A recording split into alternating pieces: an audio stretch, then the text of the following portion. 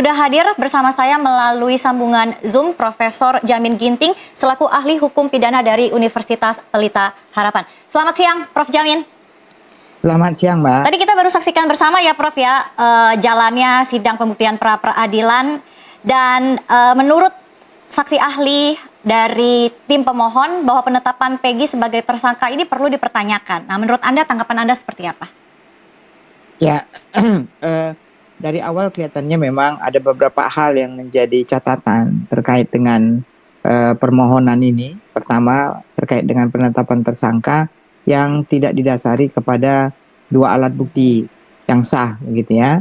Yang kedua, terkait dengan adanya penyitaan terhadap motor dan juga terhadap ijazah dan juga terhadap kartu keluarga dan foto yang tidak mendapatkan izin terlebih dahulu dari pengadilan.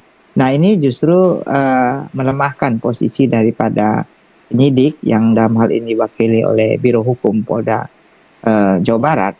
Dalam jawaban mereka juga, mereka mengatakan kalau nggak bisa membuktikan kelihatannya dalam konteks penyitaan terhadap motor dan juga foto dan KK dan KTP itu tidak didasari kepada alat bukti persetujuan, karena kan ini bukan perbuatan yang dilakukan dalam tertangkap tangan. Jadi kalau tertangkap tangan bisa baru nanti minta persetujuan dari ketua pengadilan. Tapi kalau dalam pengembangan kasus mereka harusnya sudah mempersiapkan, apalagi sebelumnya mereka sudah ada sprindik yang dibuat begitu. Jadi dengan demikian, dengan tidaknya adanya dokumen yang seharusnya ada dalam proses penyitaan, maka dianggap penyitaan itu nanti jadi batal demi hukum.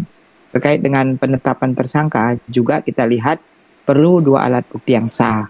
Alat bukti apa? Nah, dalam jawaban yang kita dengarkan dari para penyidik, mereka tidak menyebutkan alat bukti. Malah mereka menyebutkan bahwasanya Peggy Setiawan itu sama dengan yang mereka dapatkan dari sidik jari dan juga dari foto yang dalam biometrik.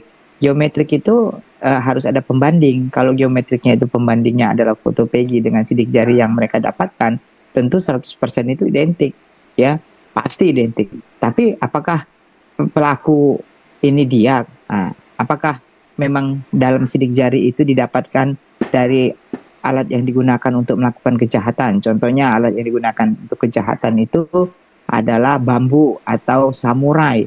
Nah, dalam samurai itu ada nggak sidik jari Peggy Setiawan ini atau Peggy Perong? Nah, yang mana begitu? Nanti kalau memang ada ditemukan sidik jari dalam alat bukti yang digunakan untuk kejahatan dan itu identik dengan Peggy Setiawan, ya benar. Tapi kalau bukan sidik jari yang didapat dari alat melakukan kejahatan, tetapi barang yang disita atau diminta suruh cap jempol atau cap jari di kertas kosong, begitu yang diidentifikasi sebagai dia, ya memang dia pasti. Dan itu nggak bisa menilai apa-apa gitu loh. Bukan menilai kalau sebenarnya dia pelaku, bukan.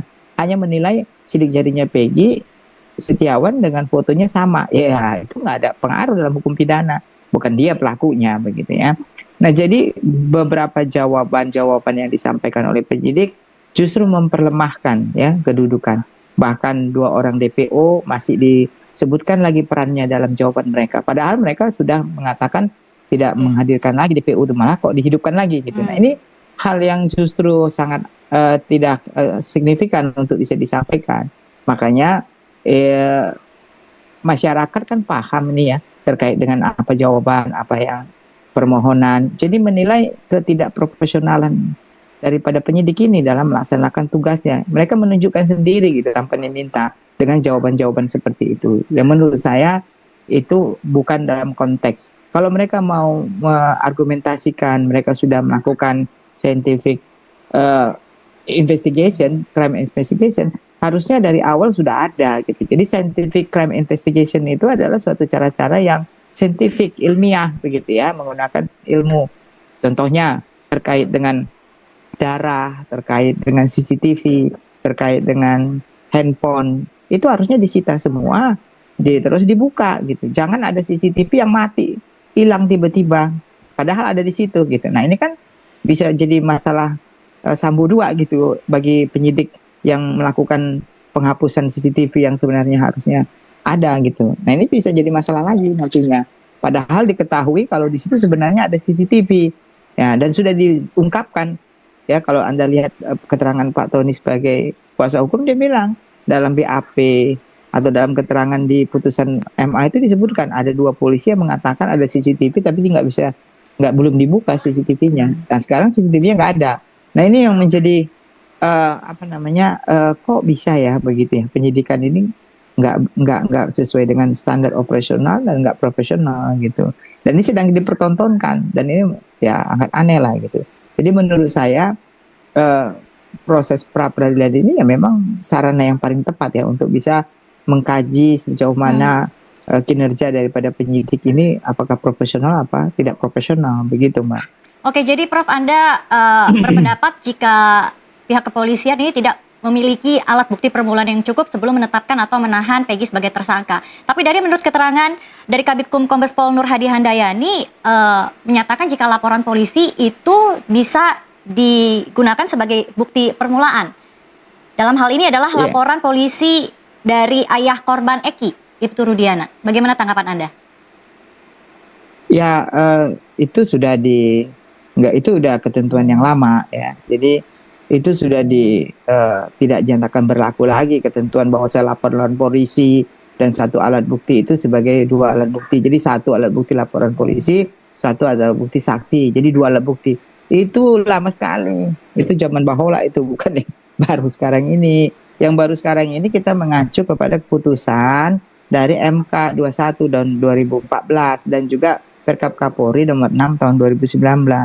Jelas kok di situ dikatakan yang dimaksud dengan 2 alat bukti itu adalah 2 alat bukti yang sebagaimana dimaksud dalam pasal 184. Laporan polisi itu nggak ada arti apa-apa begitu loh. Nggak menerangkan apa-apa laporan polisi itu. Yang paling pidana itu yang paling penting adalah saksi gitu loh, keterangan saksi. Saksi yang melihat, mendengar, dan mengalami sendiri kejadian tersebut. Ini kan dianggap pembunuhan secara bersama-sama, pelakunya dilakukan secara bersama-sama, dan di antara mereka adalah geng motor. Kalau geng motor, tentu di antara mereka sudah saling kenal, bonceng-membonceng gitu, dan melakukan pengeroyokan sehingga mengakibatkan kematian, termasuk anak kan Sena.